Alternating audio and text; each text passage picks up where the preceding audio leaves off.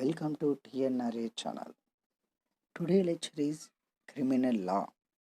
The Indian Penal Code 1860. మీరు first మా ఛానల్ని విజిట్ చేస్తున్నట్లయితే subscribe, share and like. Hello friends, today topic is difference between crime and breach of contract. First crime చూసుకుంటే first point, crime is a public wrong. Second point, the person who commits crime is called accused. Accused before guilty is proved. Okay, and convict.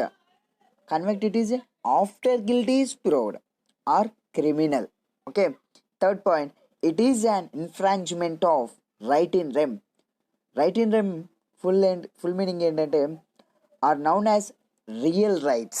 Okay, real rights, for example, are the right of not to be deformed and not to be assaulted. Okay, deformed and not to be assaulted. And fourth point, it is an offense against the public at large or society as a whole. Fifth point, it is a tried in criminal court. Tried in criminal court. Sixth point, the objective of criminal law is to punish the criminal and establish peace and security. Okay, number seventh point, generally the law does not permit the settlements of a criminal case by compromise between the parties, two parties, and a accused party and a plaintiff. This can be two parties can be compromised together.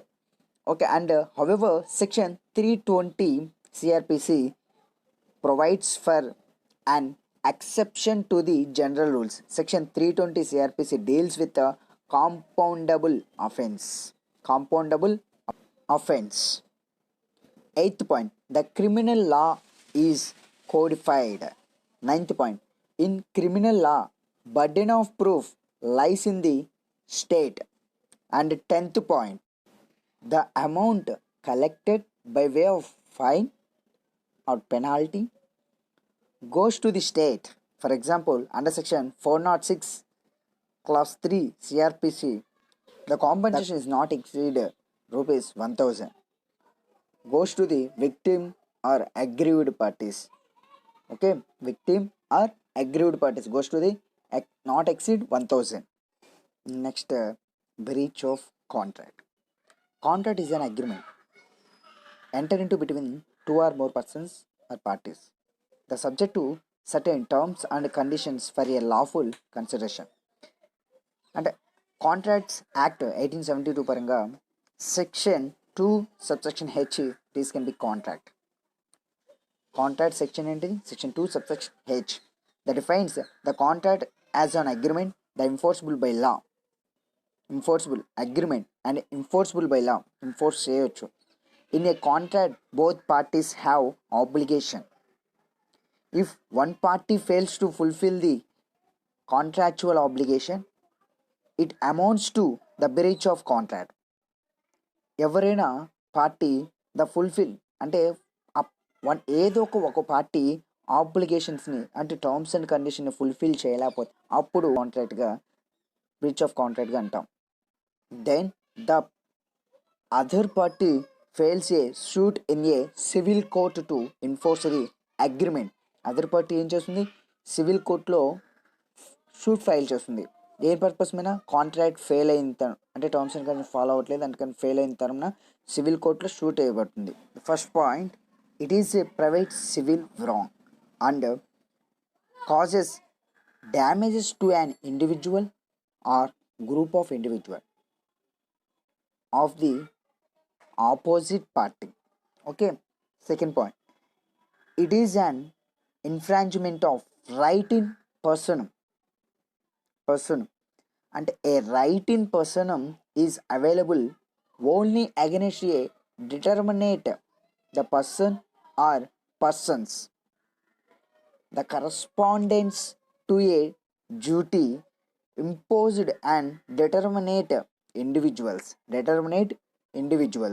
Number third point, it is a tried in civil court. Number fourth point, the objective of the law of contracts is to be provide relief.